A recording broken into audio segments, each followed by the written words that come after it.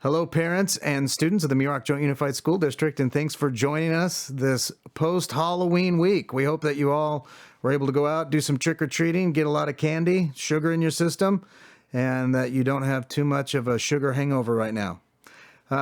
Just want to talk about a few things. One, a reminder on dates that we're going to have off coming up. So November 11th and 12th, Thursday and Friday before a weekend, we'll have a holiday there. So just a reminder that we'll have a 4-day weekend. Then we come back, we'll have a week of school, and then we go off for Thanksgiving break. So just keep those dates in mind.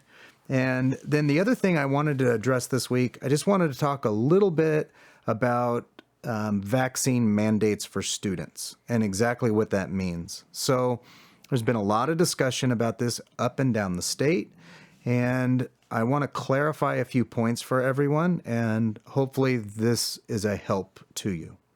So I would like to start off with the governor's press release. So Gavin Newsom is the governor of California. He released a press release on October the 1st, 2021. The heading of it says this: California becomes first state and nation to announce COVID-19 vaccine requirements for schools. That in and of itself, regardless of your political affiliation, is a political statement. Governor Newsom has said that he wanted to be the first governor in the United States of America to make a public announcement that he intended for public schools in his state to require a COVID-19 vaccination. So with that announcement on October 1st, he accomplished his goal. He became the first out of the 50 governors to be able to make that statement. Just by way of speaking facts, the FDA, the CDC, has never said, not one time, that they recommend that all children that are of school age should be vaccinated. They are working on determining whether or not a vaccine is viable for students or for children at student age. There's a big difference between those two. So ensuring that there is a viable vaccine is much different than coming out in approval of an idea that it should be mandated for students in education to receive it. So the governor has done this in and of himself. Since the time of his announcement, he has made no clarifications to his statements, to the many questions that have been asked, and he has not added to the original statement that he made. So we'll have to wait for some further information to come from him.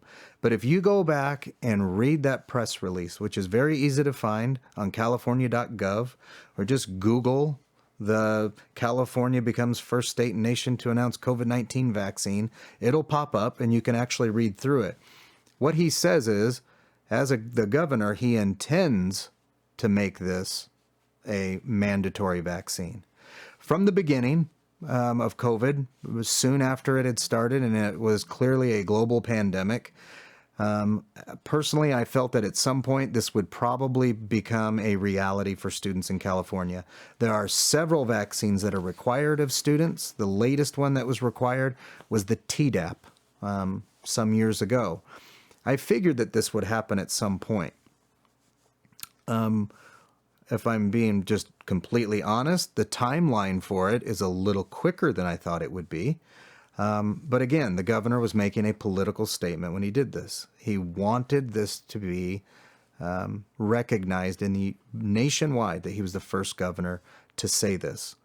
But him saying that and it becoming absolute law are two different things, and it is a process for it to be signed off by the legislature. When the governor comes out with a mandate as a school district, and as school districts across California, we take those and we treat them as if they were law.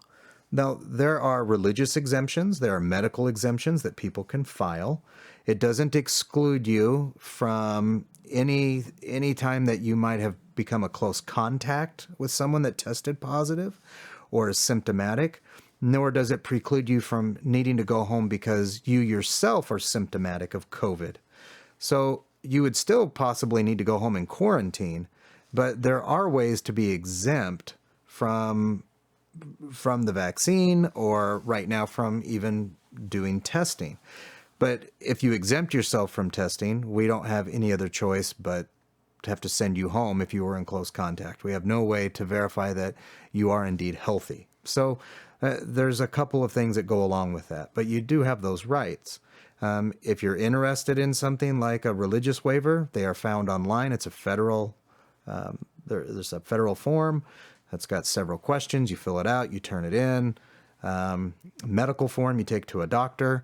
But once it's signed into law by the state legislature, there's no more religious exemptions. We found that with the TDAP.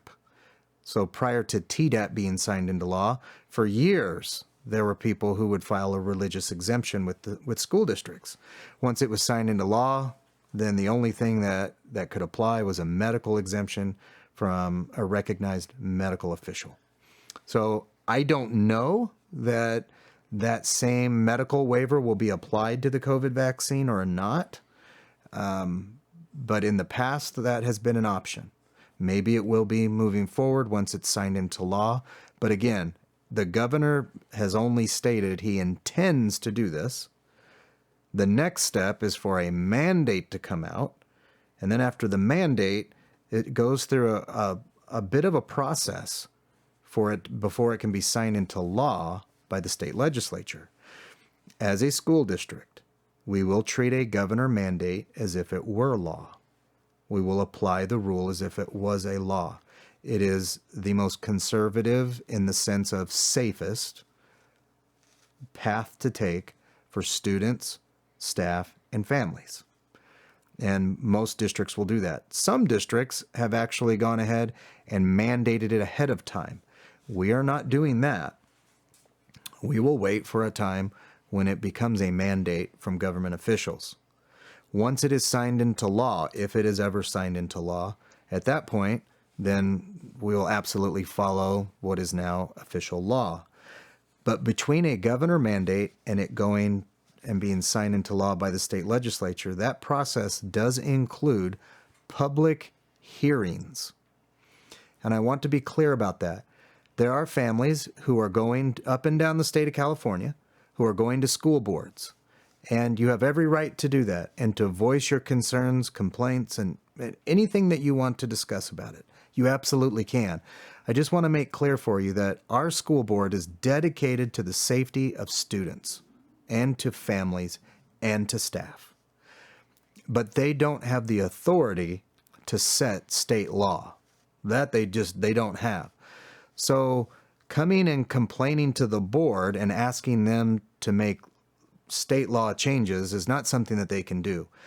Coming to share with the board your feelings on this is absolutely appropriate. But just know that those 5 individuals, me as a superintendent, we do not have the authority to go and change state law. And there have been some school districts whose school boards have come out with statements saying that they will not support this. And though that's their decisions to make those kind of statements. But I just want to be clear that school boards don't have the authority or the right to set law. They do have the choice to whether to follow law or not. And then it's one of those situations where you get to make your choice, but you don't get to choose your consequence. So you can make all the decisions that you want, but at the end of the day, the consequences will fall according to law. So I want to be clear that we are committed to safety. We are committed to autonomy also for parents. We understand that there are parents that want to have that choice for their children, whether or not to vaccinate them. So you do have a forum to speak to those who do have the authority to make it law. And that is in this process that is between the governor making a mandate and it being signed into law by the state legislature. Those dates will be made public at some point. They're not out yet. First, there needs to be FDA approval, and then the CDC signs off on it. There's full approval. Then the governor will make a mandate, and then starts this process to march it down to the point of the legislature signing it into law.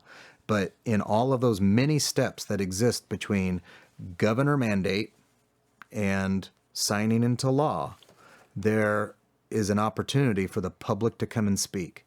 And when I say public come to speak, I've been told that means moms and dads, teachers, business people, whoever you are, you have a right to go down and to have your voice be heard. So keep your eyes open for when those dates come up. And if you would like to actually go and talk to those that are setting the policy for the state, you will have an opportunity to do so. So I just want to share with you that our commitment to keep everyone safe and healthy and happy, our jobs are to educate children, both intellectually and socially, emotionally, and to keep them safe as well. So we are committed to that. We will continue to do so. And if you would like to have your voice heard by those that actually set policy for the state of California that trickles down and then impacts you in your home, you will have opportunities in Sacramento to speak your mind. So with that, want to wish you a wonderful week. If you have any questions related to any of this, feel free to reach out and ask. We are learning every day, and as we learn more information, we share it out with you. So with that, hope that you had a wonderful Halloween again, that you have a great week, and we'll talk to you next week. Bye-bye.